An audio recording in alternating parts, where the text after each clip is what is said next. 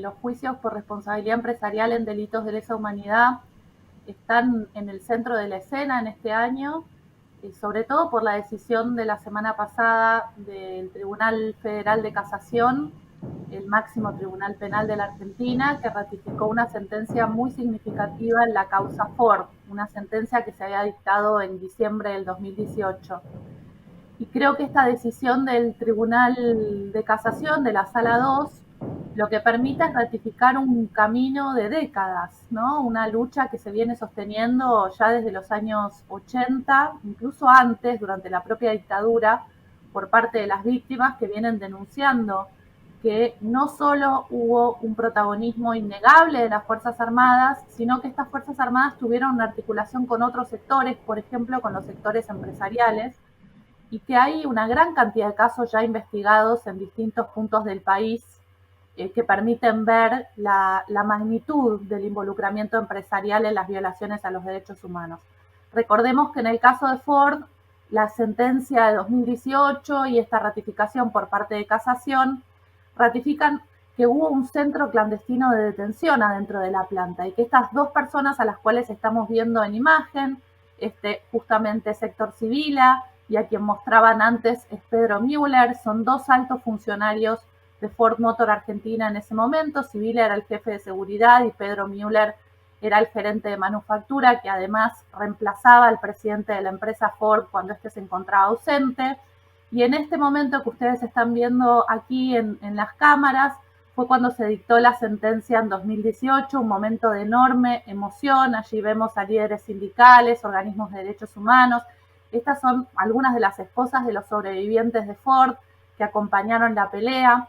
En el juicio quedó muy en claro cómo esta lucha no solo tuvo que ver con los trabajadores en sí, sino con toda la comunidad, ¿no? Allí está Nora Cortiñas, siempre en primera línea de todas las luchas, y estaba también Tomás Ojea Quintana, que es el abogado histórico de los trabajadores.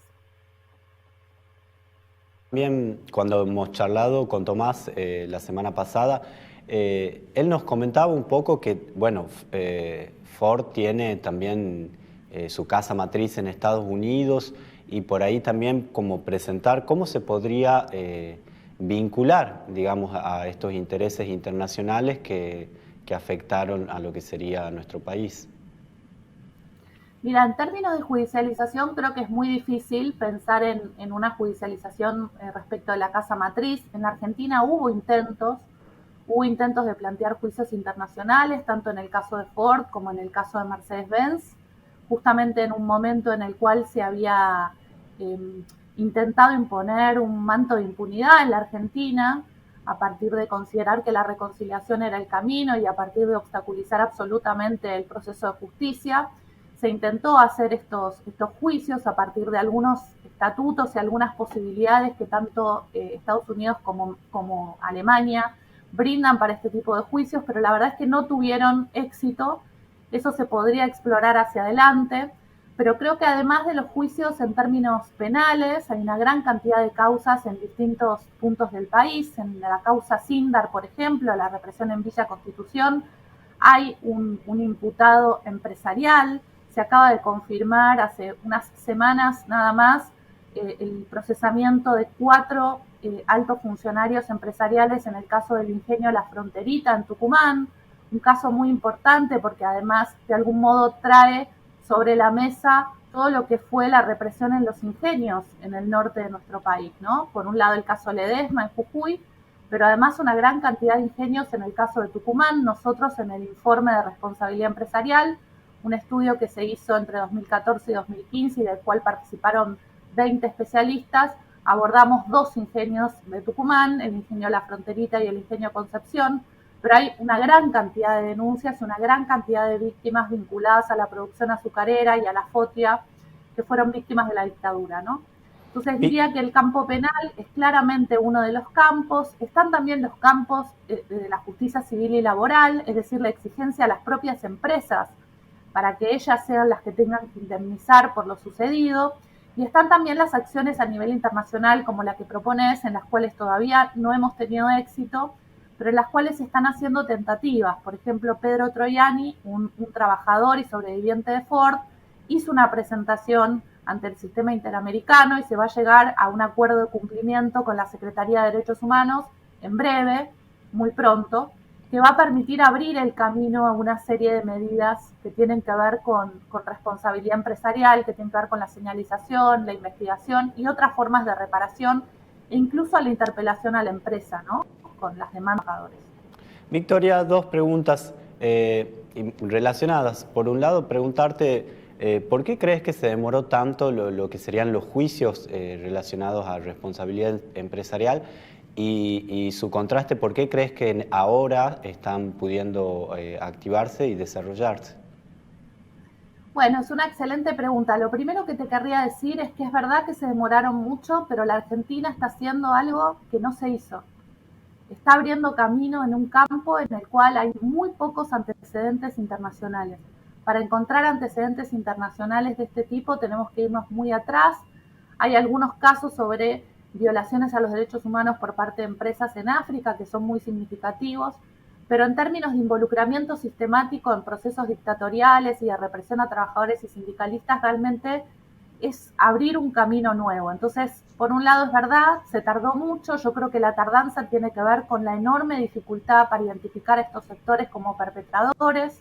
Tenemos grandes empresas que hasta el día de hoy son las empleadoras en determinadas zonas, son quienes generan empleo, quienes nombran las avenidas, quienes subvencionan escuelas, hospitales, quienes son considerados grandes referentes sociales, ¿no? Entonces, pensar en estos sectores como los responsables de estos crímenes resulta muy difícil, muy, muy costoso. Y además tienen un enorme poder para obstaculizar los procesos judiciales, ¿no? Estamos hablando de abogados, aquí vemos a los abogados, estamos hablando de abogados de estudios muy importantes y estamos hablando de un poder muy significativo para frenar estas cuestiones. Por eso es tan relevante lo que sucedió y por eso es tan impresionante que se haya logrado llegar a este punto en Ford. Y diría entonces que efectivamente estos son los motivos por los cuales tenemos obstáculos, pero también tenemos que celebrar todo lo que pudimos hacer, ¿no? Todo lo que realmente se logró desde una posición de desigualdad absoluta. Pensemos que esto lo llevaron a trabajadores y delegados, junto con organismos de derechos humanos, organizaciones sindicales, profesionales del campo del derecho, sectores de investigación, en fin, ¿no? Que realmente no tienen un poder comparable al de las grandes empresas, que bueno, algunos lo llaman en la bibliografía académica que tiene un poder de veto, ¿no? Sobre estas cuestiones, y realmente es para pensar. Victoria, una última pregunta. ¿Cómo crees que el que sigan estos juicios y su desarrollo puede impactar en la subjetividad de los argentinos pensando en lo que es memoria, verdad y justicia? Yo creo que esa pregunta es fundamental, porque no estamos hablando de juicios únicamente sobre algo que sucedió en el pasado. Estos juicios, al iluminar determinados entramados y determinadas responsabilidades, nos vuelven al presente. Hoy hay un debate muy grande respecto del poder de las corporaciones internacionales y de las empresas y de las violaciones a los derechos humanos. Y aquí lo que estamos mostrando es algunos extremos a los cuales se llegó que no se pueden aceptar. No podemos aceptar que exista un centro clandestino de detención adentro de una planta y que los trabajadores sean secuestrados desde sus lugares de trabajo. No podemos aceptar que las empresas provean vehículos, provean financiamiento, provean comida, reciban a las Fuerzas Armadas adentro de sus plantas como si esto fuera normal. Entonces creo que, como decís, estos juicios no solo impactan respecto de las víctimas específicas, de los directamente afectados, de los que sufrieron este tema, sino que garantizan determinados comportamientos sociales, garantizan determinadas cuestiones, determinado pacto de convivencia mínimo que dice estas cuestiones no se pueden aceptar. Por eso cuando dicen, bueno, siguen pensando en el pasado, ¿no? Ya pasaron décadas, ¿por qué siguen dedicando tanta energía? Porque todo esto llevó un trabajo de investigación monumental, la revisión de una cantidad de archivos, testimonios, fuentes de prensa, documentos judiciales. Esta sentencia se logra porque hay una cantidad de prueba y una acumulación tremenda, ¿no? Y eso, bueno, ¿por qué? ¿Por qué? Porque esto implica una rectificación de algo que nos perjudica a todos como sociedad, que nos condiciona, que condiciona nuestro futuro.